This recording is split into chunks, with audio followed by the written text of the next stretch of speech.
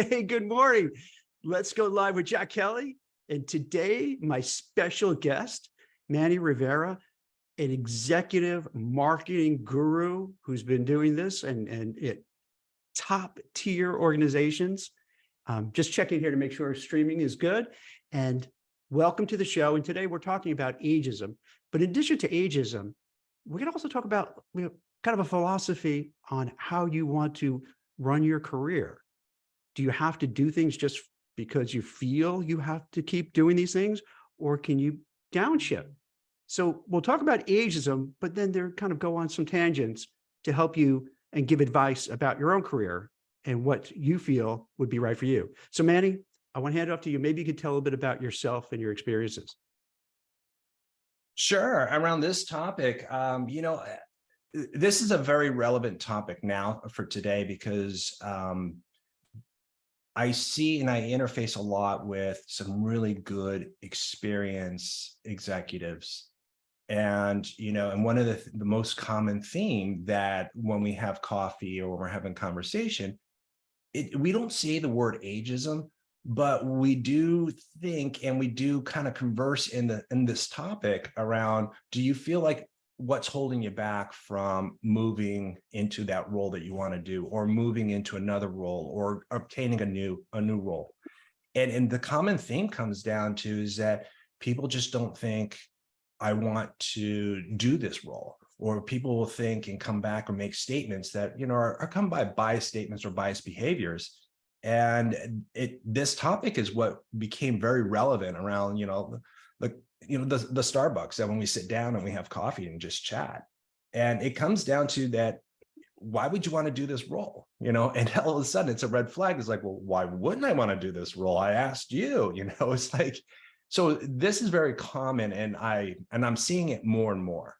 And it's one of those things that I thought that I would reflect back is like when I started my career, and then moving forward on that, it's like I experience some version of it. I've also see it on others. I also been very cautious and putting it on the forefront when I'm hiring people.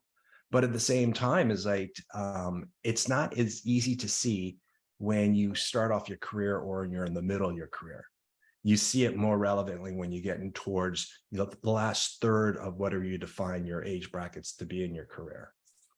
So Manny, when you were saying about, you sit down with some cohorts, having a Starbucks, and then maybe the conversation is about jobs and opportunities.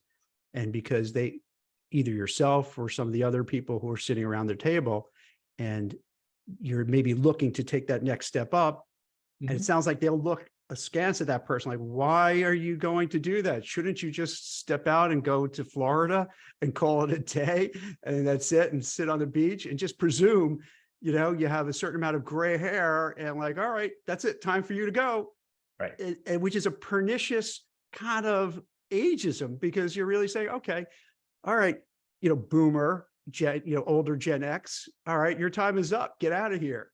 But they're not saying it directly, but kind of subtly. Is that what you say? Like this subtle kind of thing that weaves through conversations, that you're really saying, why do you want this job?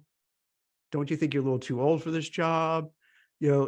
That's like the undercurrent. Is that kind of what you see? And that's the exact kind, those are the kind of conversations we have. And one of the things is, like, I was just having a conversation with a colleague of mine who is 62 years old. And, and he's just starting to like, hey, I want to venture out and do something different. It's something, just wants to do something different. And it's like, great. It's like, well, how much longer do you want to be in the marketplace? He goes, I want another 10 years. All right. And I'm like, well, that puts you at 72.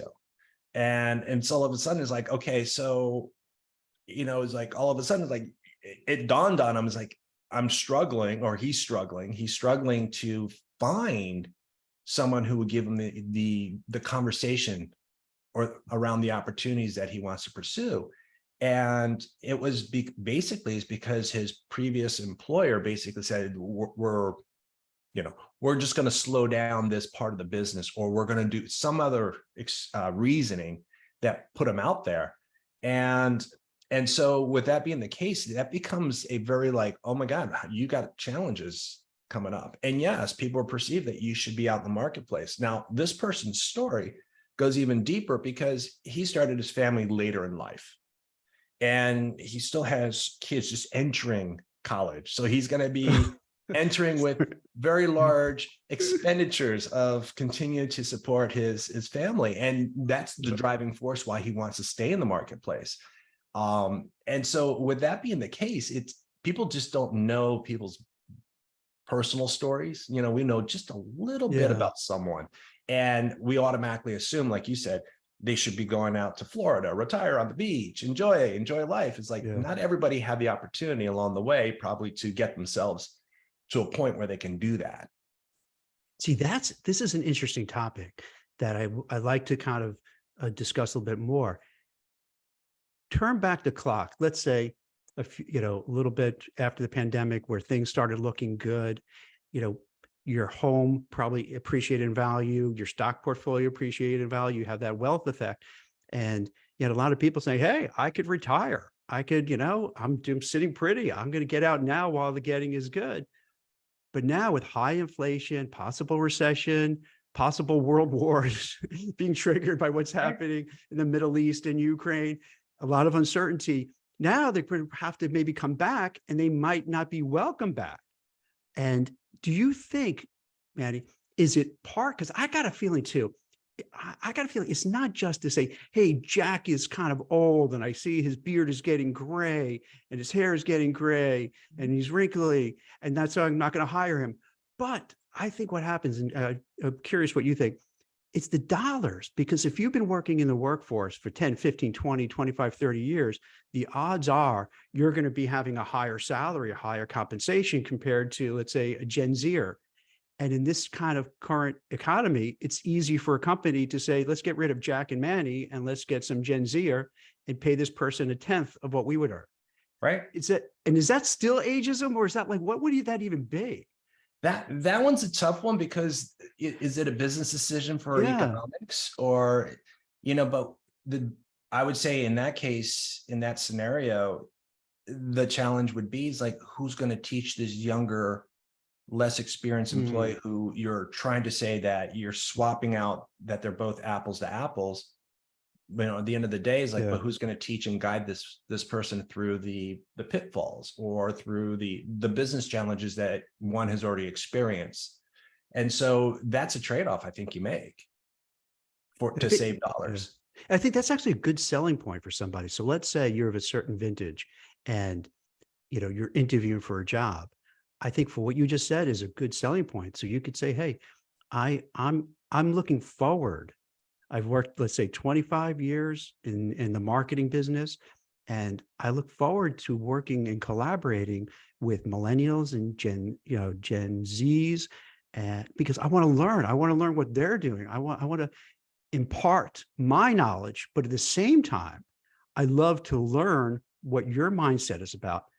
And what do you think? Is that like a good way for somebody who's a certain age, so they don't come in? Because let's be honest, an interview is going to maybe have this perception of a person who's older working with young people. So right from the get-go, you destroy that perception, because you're saying, hey, I want to work with these young people. I'm looking forward to them. I want to learn, but then also I'd be happy to mentor and share my advice.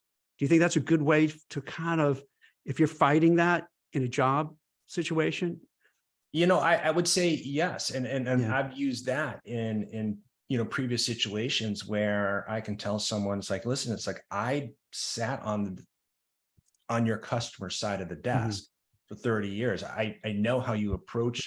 I know the things the struggles that a CMO has to go through. I know the political pressures and the maneuvering that needs to be done, and the decisions are made for survival, in big corporate enterprise environments. And then you can take that learning. It's like, but that salesperson or that account rep or that product or service that you're trying to offer to that senior executive, you can go, it's like, well, your salespeople or your account people don't have that experience base. They don't have that knowledge of, this is the decision. It wasn't that they didn't like you or they didn't like your product. It was because you positioned it wrong, that wasn't going to help that person, survive for the next year. And the end of the day is like that value comes in very, I mean, to me, that is an important value proposition for anybody who's in their deeper in their career, that can provide that kind of insight and guidance to the younger generations who, obviously, let's just face it, when we're all young, we all had all the answers, right? We knew everything, but we didn't know what we didn't know, right? In this case is like, that's where I come in and help a lot of the young people. And even the sales team is like, yeah, careful. This is how they go to market. This is what they're challenged with. It's not what they're telling you. Read between the lines. And that part just comes with experience, right? And that's just a human nature. And then to give back, there's more rewarding to give back and to share. And to me, I find more, it charges my batteries to help someone else out. And I do this a lot with startups, and I volunteer a lot with startups to help them out. And I also work with a lot of young folks who want to aspire to do in marketing or want to do something in that space. And it's like, I'm available for conversations. I'm available to look over materials. And I do that because, you have this wealth of knowledge and experience, but what are you going to do with it? You walk away with it and just bottle up and not share. And so that's, I think one has to come to that terms, like you can give back and help the next generation, beehive and get some experience or knowledge base. It's kind of like hanging out with, a family member that's gone through life, has gone through a lot of things, and you ask for advice from them. Why wouldn't you do that with, more of a senior leader who is looking to mentor younger people? You find out when you work with younger people, on a whole, not everyone, but do you have some that you could feel like they're rolling their eyes and they feel they know everything because they're young and cool and hip and they know what's going on? And they're like, hey, who's this guy telling me what to do? Do you think there's some like antagonistic thing that goes on, not whether you personally with people or just generally speaking, where, like you said, when you're younger, when I was younger, I thought I knew all the answers. And then as I got older, I realized, boy, was I such an idiot. And I look back and say, man, I was really, really dumb. So do you think, what do you think happens in that dynamic? I would say in those situations, it's very true. And that's the thing you have to pick out, right? Yeah. You have to be not telling. It's all about style, right? Different styles. But it's not telling the person the answer, is guiding the person to a spot for them to come up with the answer, right? And I think that's the art of mentoring. Yeah. I can tell you the stove is hot, right? But it's like, let me explain to you what happens when heat. and you do that, and you can get through those folks who have all the answers, those folks who have, who are not going to listen, right? And sometimes I put myself in their shoes, because I was that person at one point in time. It's like, you didn't listen. Yeah. You beehive, you had the answers. Like, get out of my way. You don't know what you're talking about. I know this better than you do. And so when I look at it, it's like, yes, but at the end of the day, sometime you're going to self-reflect and realize that you should have listened a little bit more. But that comes with time. Do you think, I find out that there's a fine line where if you have somebody who, let's say in the workplace, wants to give advice, but they're kind of a blowhard. You know what I mean? Like they it has to be this way. This is what to do. And I wonder, and this is wrong. This is wrong to say, but I feel that's what sometimes contributes towards ageism, where they're like, gosh, this person's just so overbearing and they're so bossy, even though they're the boss, but they're just boom, just cramming it down our throat. And I'm like, oh, give us a break. Do you think sometimes that's what happens too, where it's even though you want to hear some good advice from people who are experienced, you don't want to be like constantly lectured. And right. Do you think that's something that's there that maybe people of a certain, experience have to kind of understand how the listener is taking all this? Well, it's interesting. In that respect, is like, I was on an assignment, and the people that I was working with were younger than I was. Mhm. and which was fine. But the thing is, they would bring everybody together and they would pose a challenge, and it was really a really challenging topic or a challenging situation or solution had to be come up with. And when they relayed, it's like, we need help, or we did this, it didn't work out. Then I got like a finger pointed at me. It's like, well, Manny, what would you do? And I'm like, well, it's like, well, let's think this thing through again, back it up. And so you kind of walk it back, but you have to walk a fine line, and then eventually the project lead came to me and said, hey, he's like, it's like, I know you have more to say. I'm like, yeah, but you got to understand, I walk a very fine line between, being someone who can advise you and provide you insights versus someone telling you this is what you need to do, because I don't want to devalue your authority or your position amongst the group. And that is where that fine line comes in. And then obviously we had a great relationship, we still do. And with that being the case, now it comes as like the phone, it's more of a private conversation versus a conversation you have as a whole.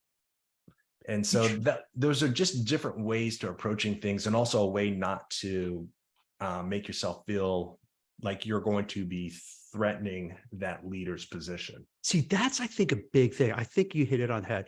What I notice and what I hear from, job seekers and just, workers, is that if, let's say, there's somebody who comes in who is much older, and you're in a meeting, you're in that important meeting, all the heads are going to turn to that gray-haired person a little bit. Right. And the younger person is actually the one who's the manager and the senior person. And Right. now they feel awkward and weird and uncomfortable because, wait, no, I'm the boss, even though I'm, particularly let's say in the tech space, where, I'm the young person. And then it just gets this really weird dynamic. And for the maybe more senior person, they're not purposely, I don't think they're purposely trying to steal the thunder, but that's how it comes across. And then it gets that antagonism that goes on, right? Do you see that? Does that make sense? Oh, absolutely. And I see it a lot in tech, having been in tech. And I will tell you that it is a very fine line again. Yeah. It's a tough one because and I'm just going to use my experience in technology, because there's a lot of young people in technology, and that's great. There's nothing wrong with that, but there is a lack of experience in business. And what I mean by that is, at the end of the day, technology or no technology, you have to deal with a human at the end of the day. You have to deal with a decision maker, which is a human being. And that's still dealing with reading the room, reading the emotions, understanding what that person is trying to make a decision on, not just to buy or not buy, or to use or not use. It's more complicated than that. And if you don't have that experience base, then you're just going to assume is like, well, why aren't they using the product, or why aren't they taking this, or why won't they take my call? It's like, it has nothing to do with you, it has to do with the human being that you have not understood. It's so interesting. Like when you were exec marketing person at Salesforce, so you probably would see not just, I'm just using that as an example, but where you have, I wonder if you have a relative, let's say a 20-something year old, and then they'll have someone like me, and they'll look at me and just assume I don't know technology because I'm older.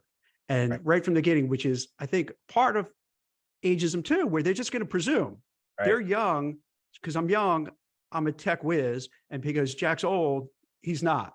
And they don't know anything about me. I might be amazing at, which I'm not, but anyway, but then they just, so you get these presumptions right away.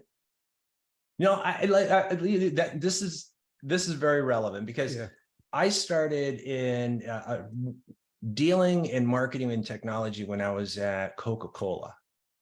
And I'm going to go back even further, AOL. And you were also Kodak, right? I was. It's like, and I'll get to that, but it's like, but I started doing online marketing and advertising on AOL for Coca-Cola back when AOL was like the foundation. If I use the word AOL now to anybody that I worked with in technology, they'd be like, what? Who?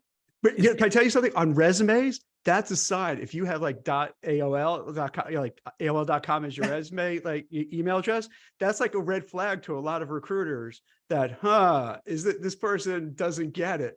Yeah. So those are subtle things too, but I'm sorry, but I wanted to just bring it up with that. No, AOL. no, That's it's such a very red true. flag. Actually, that usually goes in my spam folder, but Yeah. that's a whole different story. Then, it's like, and then I go to Kodak, and then Kodak was, back then was like the second largest patent holder in the world next to IBM at the time. And they created the digital sensor for cameras that we all use today. They invented and so they were coming out, and I was part of the, the launch of the digital cameras, pushing the digital products into the marketplace. And that was more hardware versus software. And at the end of the day is like, I've been in technology for a very long time. And now that marketing is here in the future with AI, there's a lot of platforms, digital platforms, a lot of transformation that needs to be done. And the challenge is that I've done the traditional, I've taken the traditional and morphed it into utilizing these digital platforms and technology over time. And now I'm in the AI space, utilizing AI on top of these platforms that drive these traditional marketing approaches. And now how do you optimize your business? I'm in technology. So when you look at it, is like, you have to keep up with these changes and trends, but a lot of the tech companies don't see having a marketing experience to help them drive their platform performance or platform usage or platform design. What they're missing is, you don't have that foundation of how marketing works. Marketing, but you don't know how it operates. There's an operational aspect of marketing, and there is I know marketing. So the end of the day, that's technology is so infused in what I do today. It's kind of hard to say that, how do you not know technology? But then when you walk into a room and you're the oldest person there, it's like, guys, I've been in it since day one. Yeah.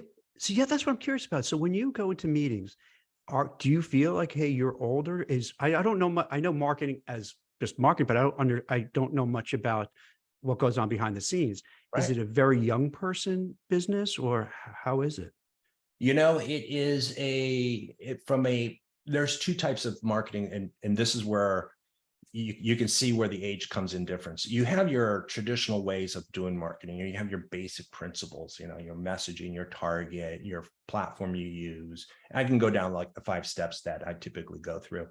But then it's like, how do you execute? Well, that's different. That's an operation. And what's going on now is that there is a difference between the generations in the space of marketing. And that generational space difference is that these platforms require a technologist to drive the platform versus the person who's conceiving the strategy and how to create the content and how to do these things.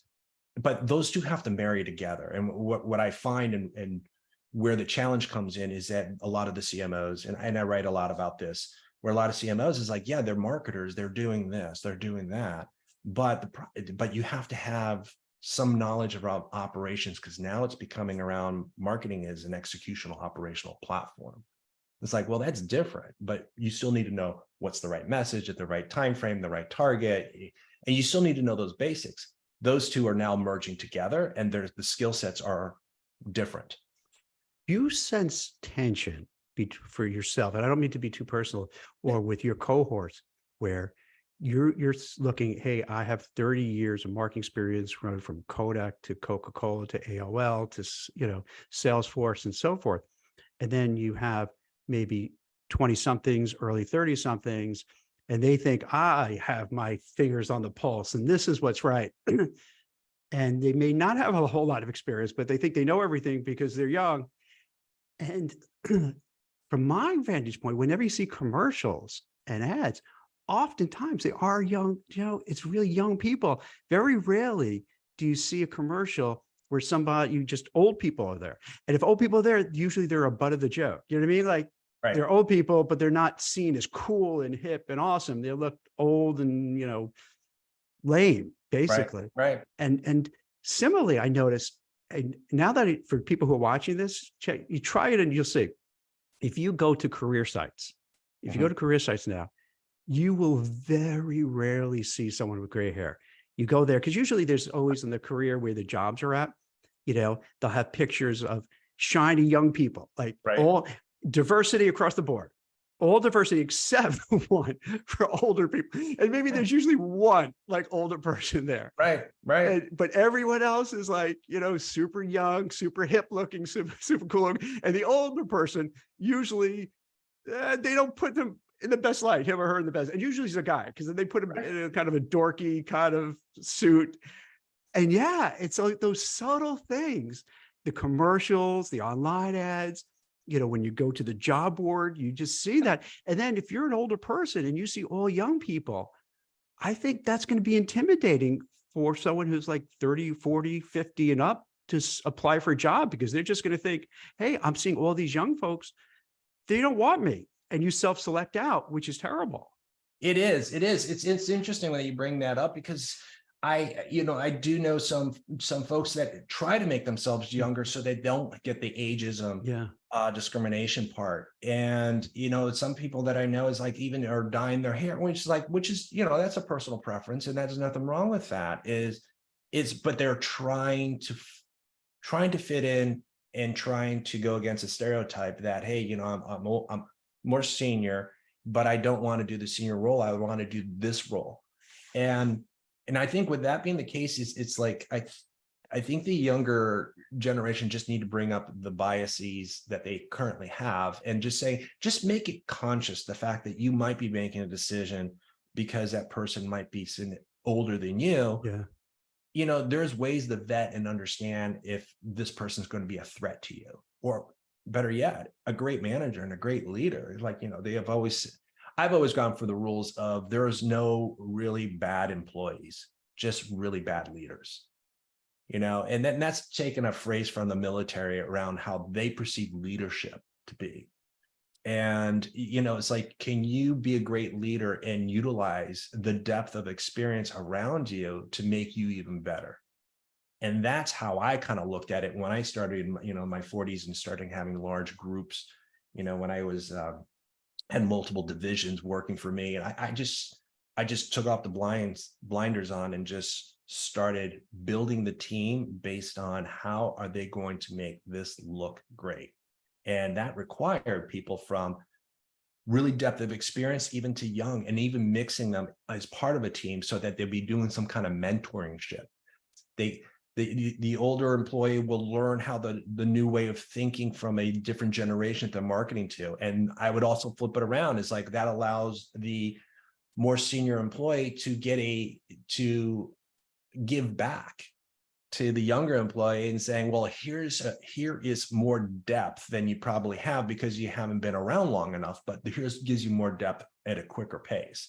And that worked out really well in making sure everybody was in harmony and understanding that. Obviously, you're always going to have, a bad hire here and there.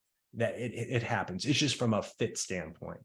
And you manage those. But overall, when you make a better blend, I find that I get a better impacting team to business.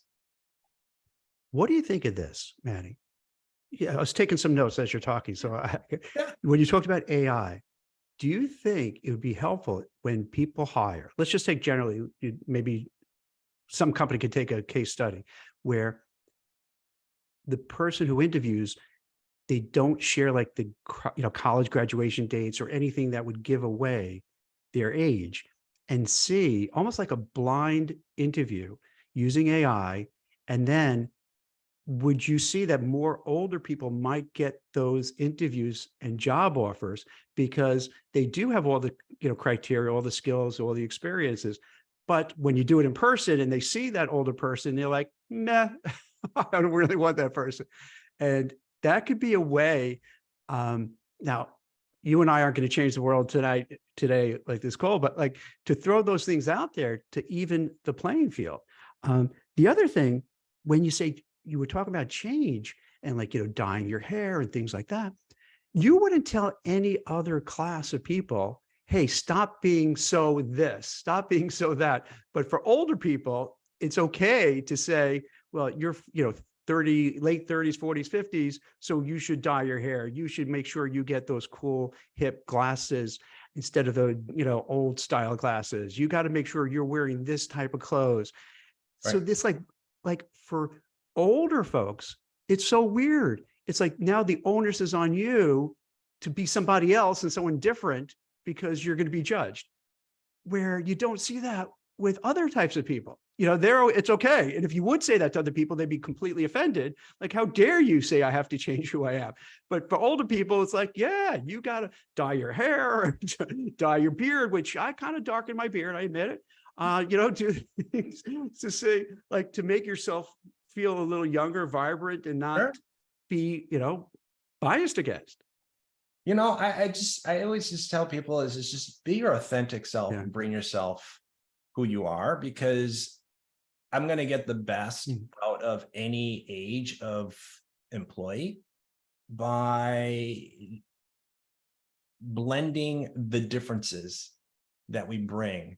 And I know we're not supposed to be using, sports analogies in business, but Then why not go for it? Let's do it. playing competitive baseball. My son plays competitive baseball now, and with that being the case, you don't want everybody to be the first baseman.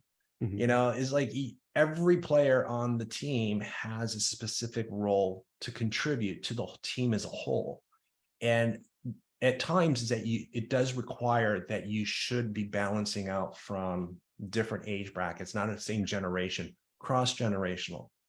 And it's also important, and it's even harder, when you get diverse candidates who are getting older, it's even harder for them to get in. I mean, if you want to talk about, preconceived biases, that happens as well on the diversity pool.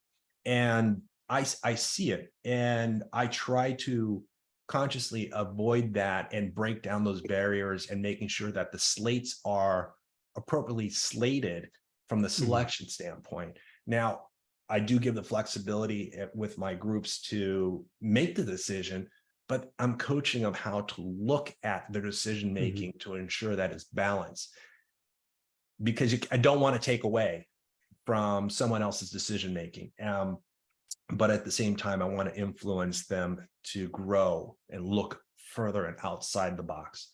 And so it's a paradigm that's tough, but if you can bring it to the forefront and like these kind of podcasts and these kind of conversations, it's okay to talk about it. It's okay to bring it up. It's okay to not like, we don't talk about this. It's like, no, talk about it, because you can't solve the problem unless you're communicating about it. It's not going to go away. And by the way, give yourself 10 years, you'll be sitting here. See, that's what the thing, to me, for ageism, the one thing we could all galvanize together is to recognize we're going to get old.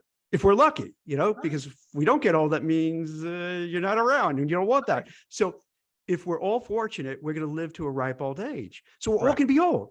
So you would think this would be the one topic that we could all universally rally around to say, wait a minute, instead of marginalizing older people, and in my opinion, that happens. And I think, a lot of it isn't just because you're old, it's you're making a lot of money and you're senior and so you have a lot of seniority, but so you're marginalizing that whole sector of the market, but we're all going to get there. Right. So if we were smart, we would all plan and put things in place so when we get to be older, we're not going to be discriminated against.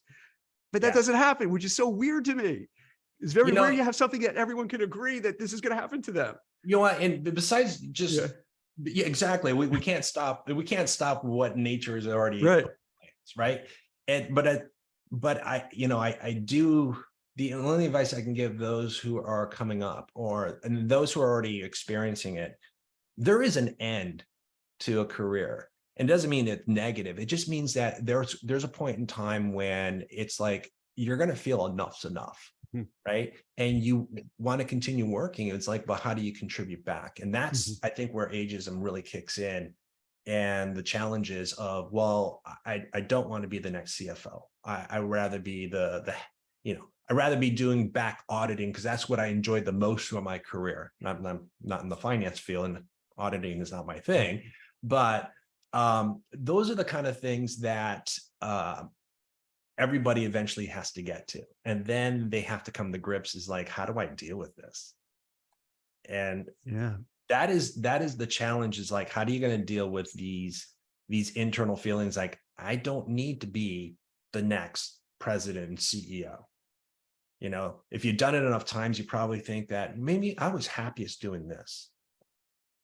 And the nice thing about being older in the marketplace for folks, and even for those younger ones who are listening, is you will get to a certain point in your career that if you're lucky enough, you get to pick and choose the fun job that you've always enjoyed doing that you can go back and redo.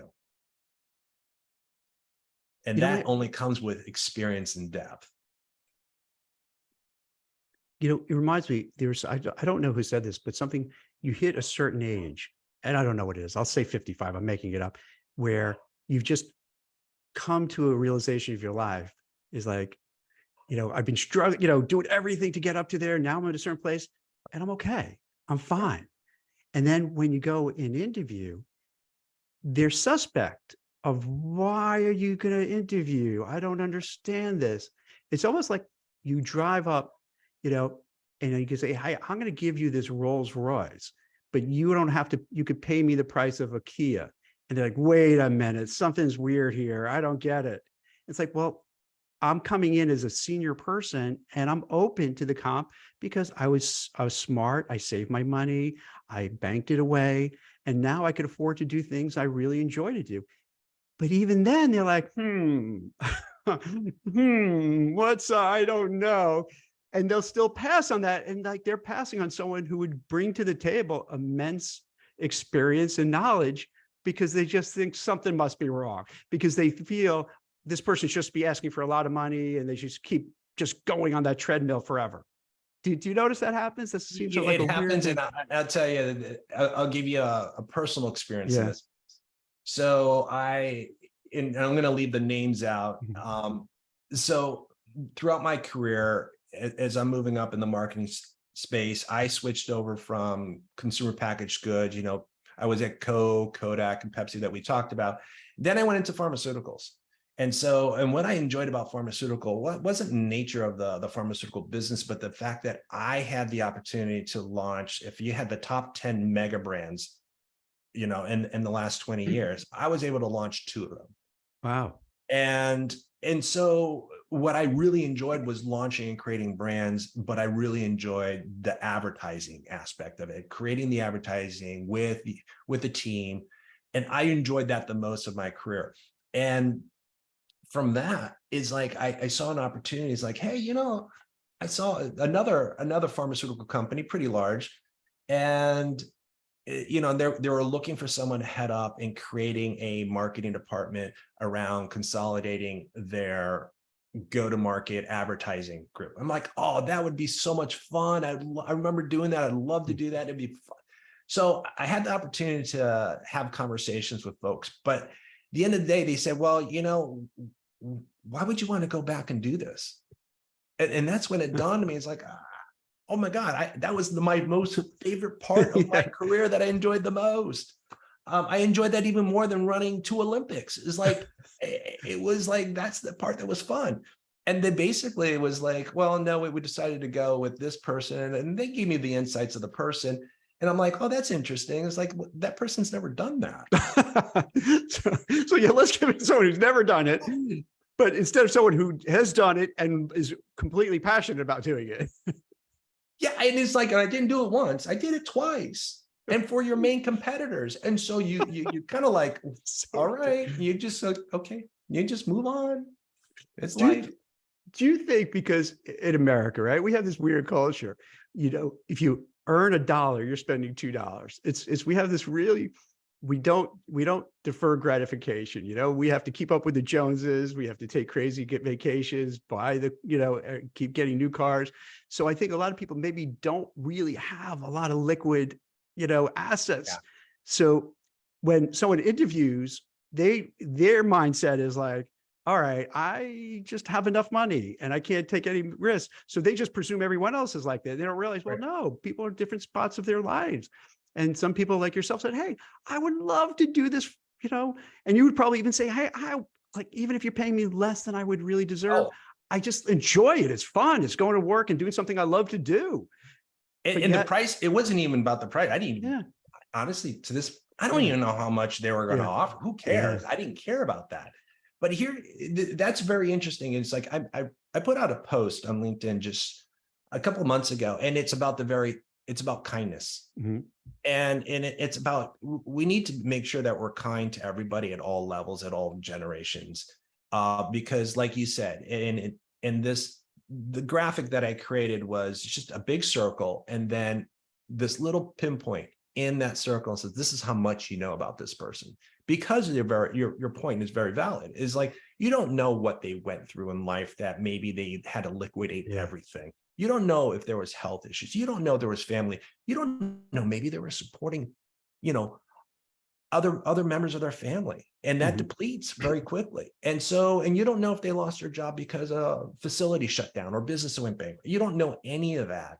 That puts someone behind in what we perceive that you're supposed to be saving and moving forward and all that. So I always try to tell people when they're interviewing, and it's just like, just be careful not to fall into that trap. Yeah. And then I always tell people, and that I've mentioned this before, at the beginning, is like, it's like, why would you want to do that? Avoid using that statement, because that's a judgmental statement. It's like you're judging that person's decision, why they're interested in doing this for you. And look at it that way. Yeah. This person wants to do this for you.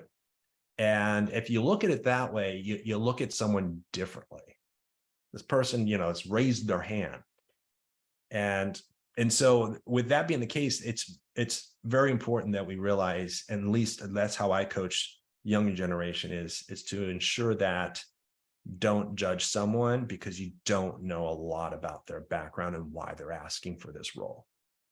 That's so small. I've only come to terms with that kind of concept recently, because I think myself, like a lot of people, someone might say something to you and you will, immediately maybe take offense, and you're like, oh, but then now when that happens, I'm not going to assume malintent. I might, then I'll start thinking, maybe they had a fight with their spouse. Maybe their kid is sick at home, and so forth. So then I've learned to say, hey, not to let that bother me. And I know we're going on a little tangent, but it's really interesting you brought it up, because I've been trying really hard to do that and just say, oh, they said X, but the chances are they're in a bad mood. Something happened, something went wrong. They have like some serious things going on. And then oftentimes if you get to speak to that person, you find out, yeah, that's true. And that's why they kind of maybe lash out a little bit. And I like that fact that we talk about kindness, because especially now we need it in today's society with everything going on.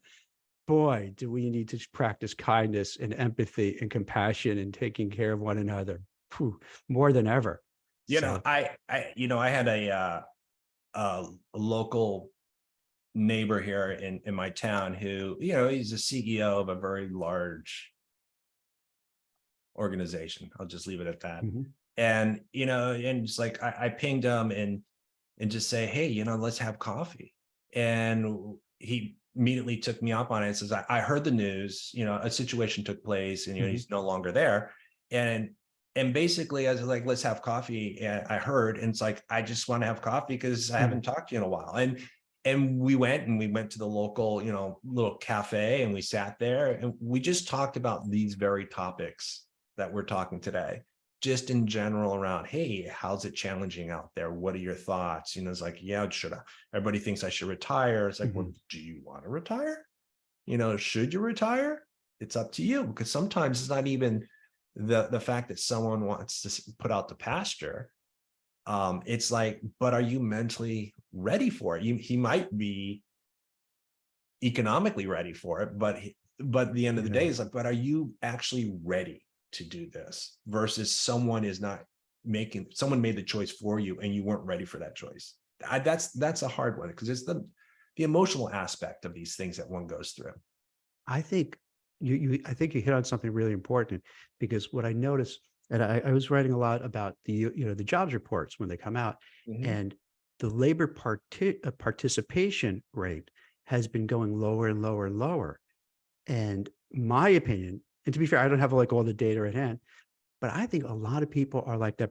gentleman you mentioned, but let's say a little down the food chain, pay scale chain, where they're let's say, 45, 50, 55, 60, 62, whatever years old. And they've been trying to find jobs. They're getting pushback. Sometimes they're getting pushback because of the pay. Just sometimes it's hard. Right now, what I see across all sectors for the most part is a white collar kind of recession. It's really, really tough for mid to senior level white collar people to get jobs now. Very tough. And so I think what happens is they just peace out. They're just like, you know what, I just can't take it anymore. So let's say you're 55 and up and you've been working for 30 plus years and you're interviewing, nothing happens, interviewing, nothing happens, interviewing, nothing happens. You just say, I just either, if you have enough money, you're like, I'm done, I'm out of here, or I'm just going to get out and just get, because my own mental health and emotional well-being, I just can't take this rejection. Right. And then you see also, you can notice the long-term unemployment is very high. So it seems that once someone's out, they're out for a long period of time. Right. And then for older people, it's much harder because now you have to come back when, let's say you decide to get back in, or maybe now you have to get back in because of high inflation, recession, your stock portfolio is cratering and so forth. Now they say, well, Jack, why have you been out for 9 months? And now they're going to think, okay, there's now something really wrong. Right. And so you dig deeper. And this is what I think is a big challenge. And there's like no one out there that's trying to ameliorate this. I noticed like there's no agency group, whatever, trying to champ. I mean, maybe AARP, I don't know, but like these are serious issues for people, particularly ones who didn't hit it big. They weren't chief marketing officers. They didn't work at, top companies. They, had good jobs, but not great. Right. So money is tight and now they can't get a job and it's really rough. And I would even add in there, what Yeah. about those wonderful moms that took time off in the workspace and now are going back into the workspace, and they're also behind the times in that theory, that mindset of, well, what have you been doing all this whole time? It's like you missed a whole entire technology boom that you didn't.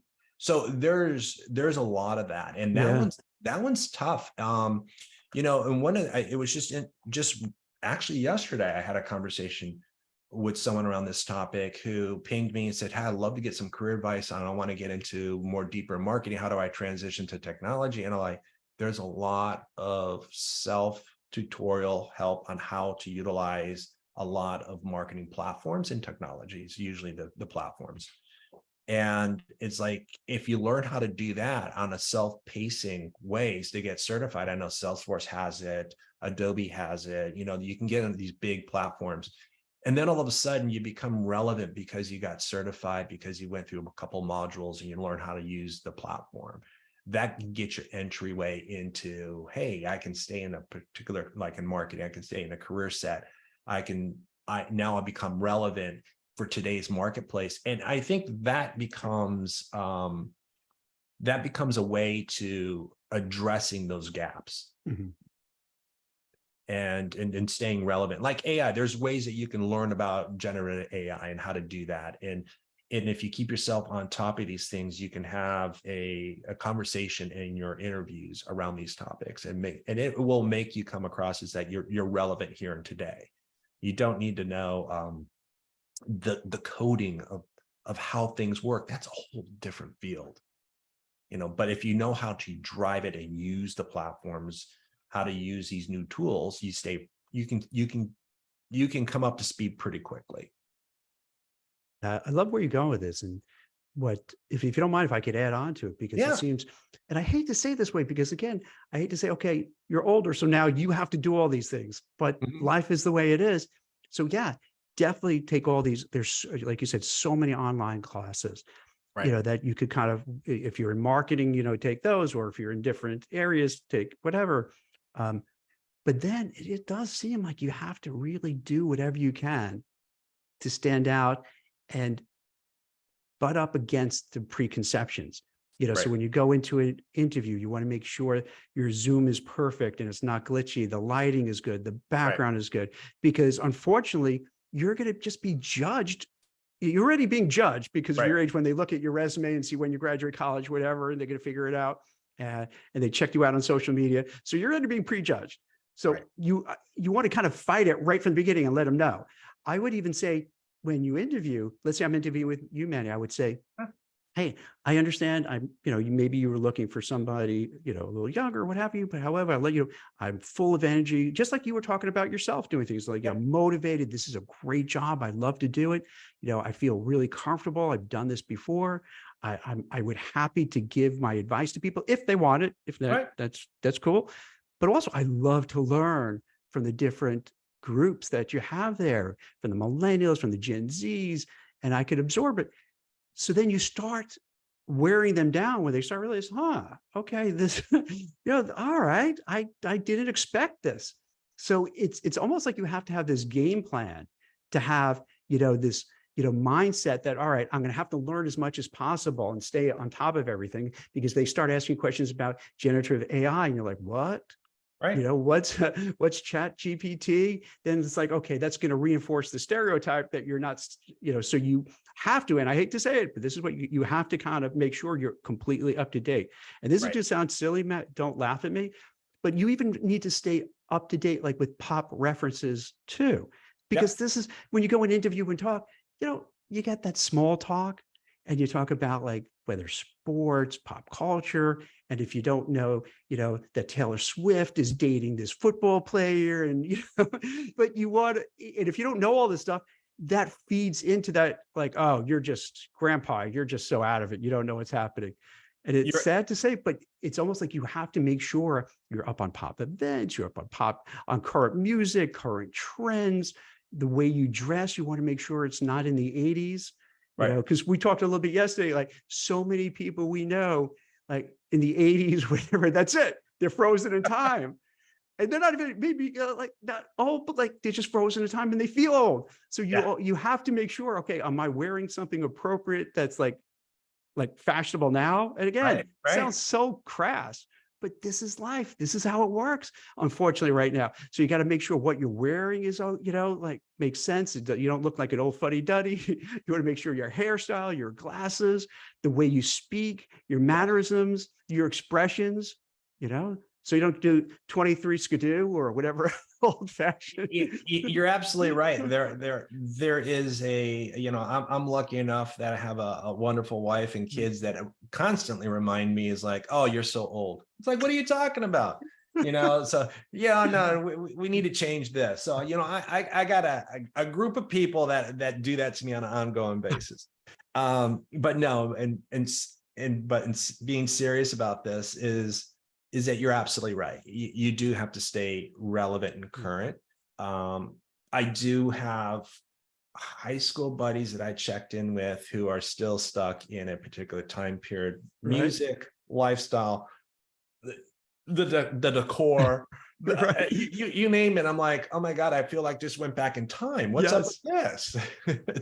So it does, and it makes it harder, but that's okay if that is what makes you happy, right? That's the important part. That makes you happy, but you got to make sure that you are self-aware that may be perceived not in a positive light, but you can still do that. But you need to be able to be at least understanding that Taylor Swift is what's going on. You need to understand what's going on in the world economy, right? You need to understand what is going on with the younger generations and how they're utilizing social platforms and how they communicate. They don't like to be in a room together and talk to each other, rather text each other across the dinner table, versus it's like that is their way of life. And you can't force it. Like I remember my grandfather saying, there's like certain traditional ways you have to be able to do things. It's like you need to be able to be flexible and infuse the new ways of how people are communicating, how people are behaving,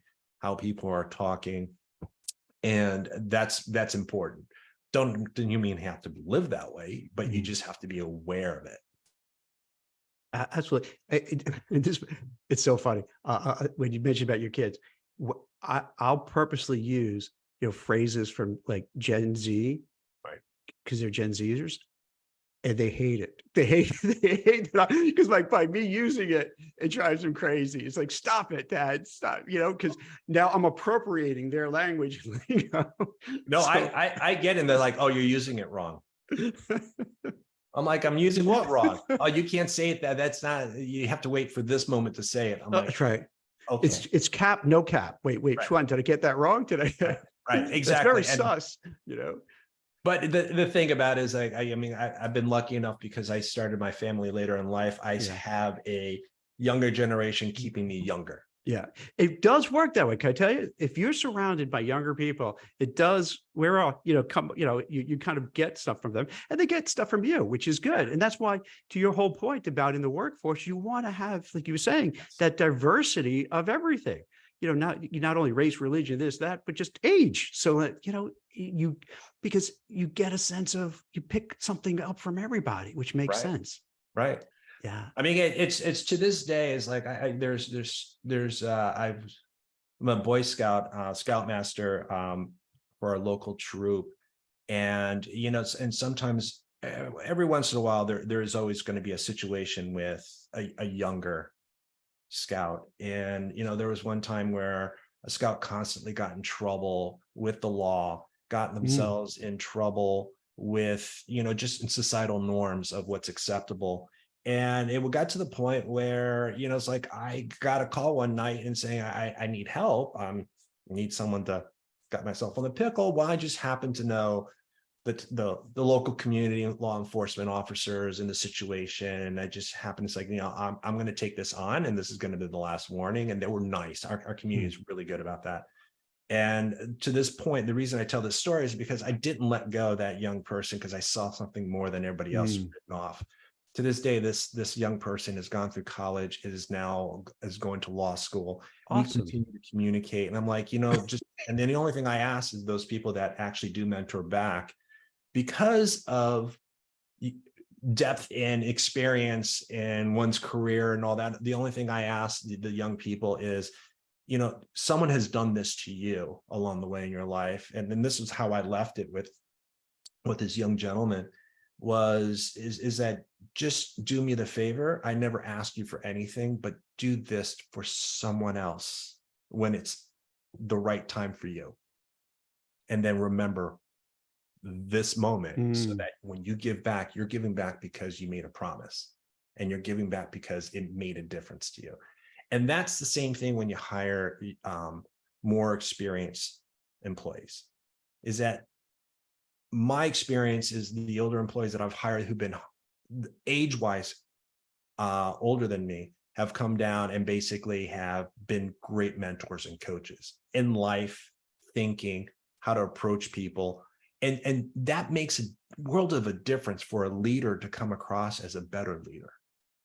And so I give out to those folks who are in decision-making around hiring people and looking at different diversity and age-wise in their pools of talent, is look at it that way, and you'll find that you'll get a better baseball team than if you get a lot of lookalikes.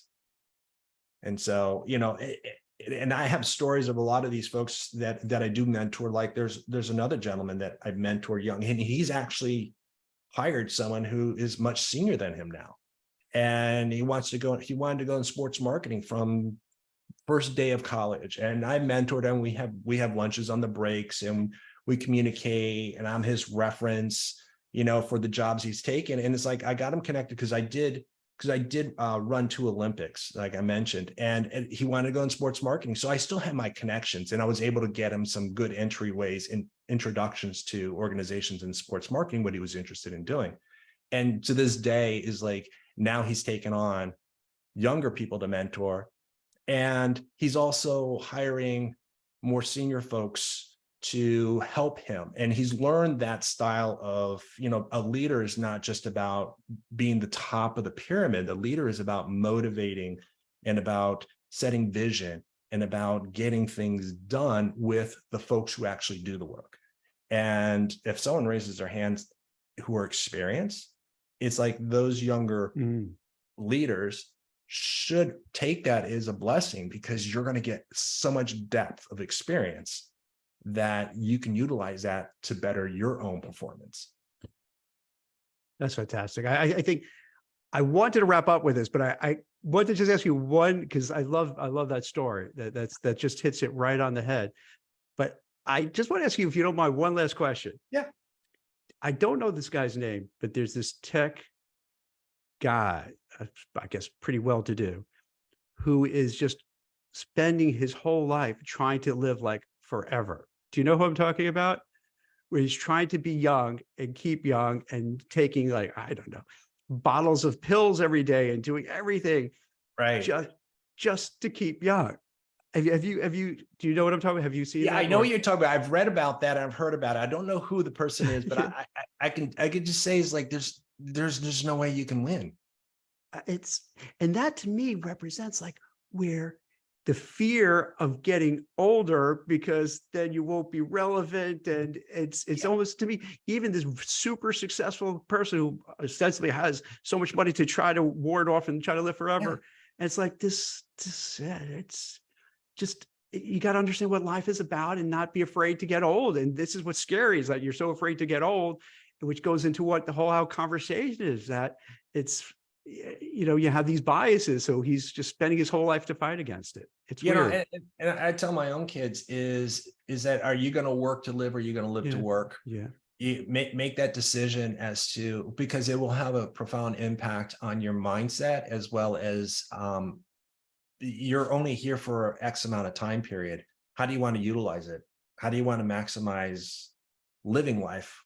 Or you're just going to enjoy life? It's like, and some people think, well, I enjoy because I work. It's like, yes, that's one way, but should you fill it with something else? Because eventually work does end, and people identify themselves with their titles and their jobs. And when you get to that point, and we talked about this, when you get to that point where you are like, enough's enough, you're willing to be a human being versus a title. You're willing to give back because you enjoy it.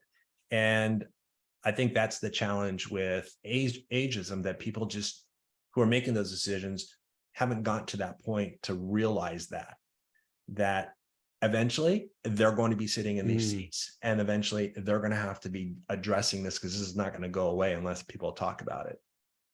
Man, I really appreciate you taking the time to have this conversation, because it's so important. I think it's so helpful. And also, I just want to give a caveat too, where sometimes we were kind of being a little jocular about it. We're treating this seriously, but I feel it's always helpful to have a nice human conversation, because sometimes when you get so like, you know, it's not helpful. Sometimes it's just easier just to chat and talk and understand how sometimes things are just so crazy and weird to bring it up. So I really appreciate your great sage advice and sharing personal anecdotes, which is very helpful. So hopefully for people who are out there watching now and having, you know, challenges, I hope, you know, this helps give some ideas. You know, also letting know that it's not just you that's going through. And sometimes I think that's the worst part, where you think, oh my gosh, why me? Is there a black cloud over my head? Did I do something wrong? Am I being sabotaged? No, this is something systemic. And that's why I love doing these LinkedIn Lives and bringing brilliant people, accomplished people like Manny on, so we could share and say, no, this is happening a lot. And we're going to try to help explain what's going on and what you could do to improve. So I hope this is helpful. Manny, thank you so much for coming on, and everyone have a great day. Thank you. Thanks. Bye-bye.